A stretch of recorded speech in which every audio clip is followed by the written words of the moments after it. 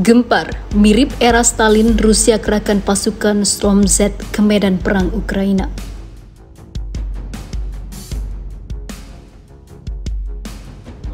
Весь Шторм Z за тебя был готов горой идти. И не только Шторм Z, и твои пацаны. А ты куда-то срулил. Нас тут командиры уже, как ты.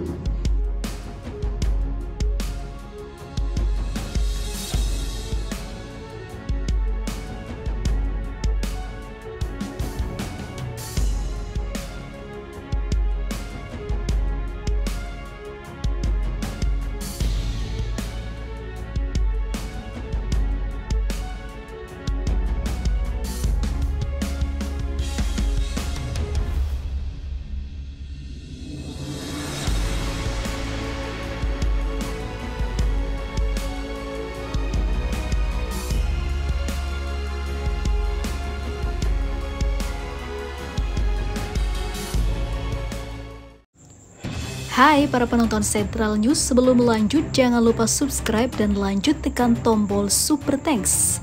Tombol Super Thanks ada di atas tombol subscribe. Jika Anda ingin mensupport channel kami menyajikan berita yang paling Anda tunggu-tunggu. Terima kasih.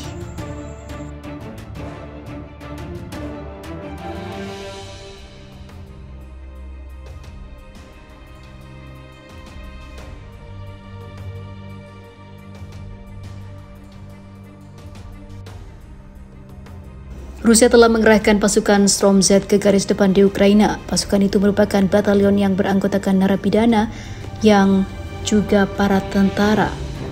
Pengerahan pasukan Storm Z itu diungkap Reuters dengan mengutip 13 sumber yang mengetahui masalah tersebut, termasuk 5 petempur di unit itu.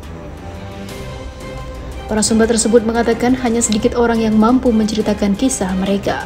Petempur Storm mereka hanya daging, kata salah satu prajurit reguler dari Satuan Tentara Nomor 40318 yang dikerahkan di dekat kota Bakhmut, wilayah yang diperebutkan dengan sengit di Ukraina Timur pada bulan Mei dan Juni lalu. Dia mengatakan bahwa dirinya telah memberikan perawatan medis kepada sekelompok 6 atau 7 petempur Storm Z yang terluka di medan perang. Dia mengaku tidak mematuhi perintah dari seorang komandan yang namanya tidak dia ketahui untuk meninggalkan orang-orang tersebut. Tentara tersebut yang tidak ingin disebutkan namanya karena dia takut akan tuntutan dari Rusia lantaran membahas perang secara terbuka, mengatakan bahwa dia bersimpati terhadap penderitaan para pria tersebut.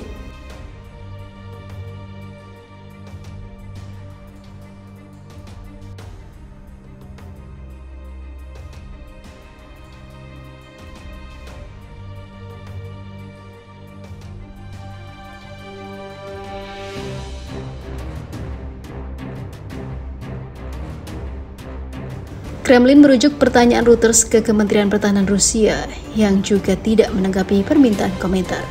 Media yang dikendalikan pemerintah Rusia telah melaporkan bahwa pasukan Storm Z memang ada. Mereka ikut serta dalam pertempuran sengit dan beberapa anggotanya menerima medali atas keberaniannya.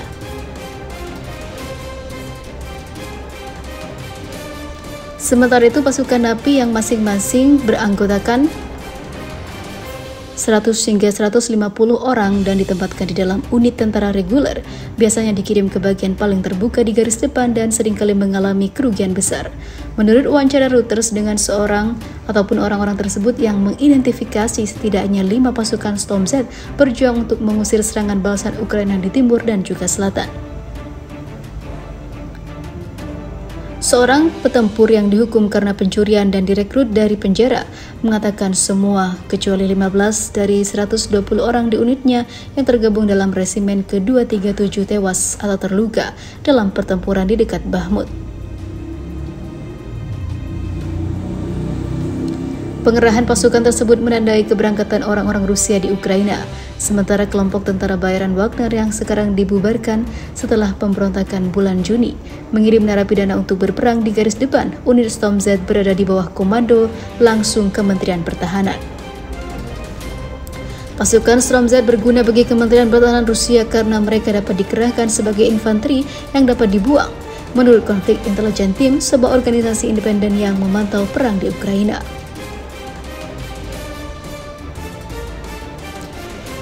Di sisi lain, Wagner memiliki sekitar 25.000 petempur yang terlibat dalam perang di Ukraina, kata mendiang pemimpin Prigozhin pada saat pemberontakannya.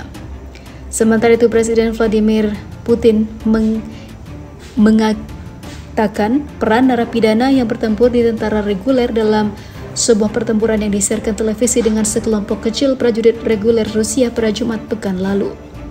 Mereka memberikan nyawanya demi tanah air dan telah sepenuhnya melepaskan diri dari kesalahan mereka, kata Putin, seraya menambahkan bahwa keluarga para narapidana akan diberikan bantuan tanpa menjelaskan lebih lanjut.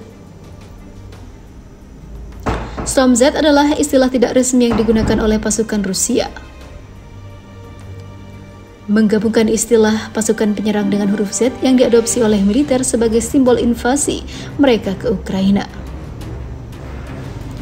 3 petempur Storm Z mengatakan mereka ditawari gaji sekitar 200.000 rubel atau lebih dari 31 juta rupiah per bulan, meskipun rata-rata mereka dibayar setengah dari jumlah tersebut jika tidak menuntaskan perang. Vladimir Rogov, seorang pejabat di pemerintahan yang dibentuk Rusia di Zaporozhia yang memberikan informasi terkini secara online tentang konflik tersebut, telah memposting di Telegram bahwa resimen ke-291 bertempur di wilayah tersebut sepanjang musim panas. Rogov tidak menanggapi permintaan komentar Reuters. Kerabat Shchilin terakhir terdengar berada pada 18 Juni lalu. Beberapa hari kemudian, posisi unitnya mendapat serangan dari Ukraina, kata kerabatnya. Mengutip percakapan dengan 2 orang yang selamat dari pasukan Shchikin, 3 rekannya yang berada di parit bersamanya tewas, 1 lagi tangannya robek, dan Shchikin sendiri hilang. Dia hingga kini belum ditemukan. Mereka diketahui berasal dari unit Storm. Bagi mereka tidak ada yang akan terburu-buru, kata salah satu kerabat. Lalu, apakah narasi yang diposting atau dipublikasikan oleh media Reuters ini benar? Berikan komentar Anda.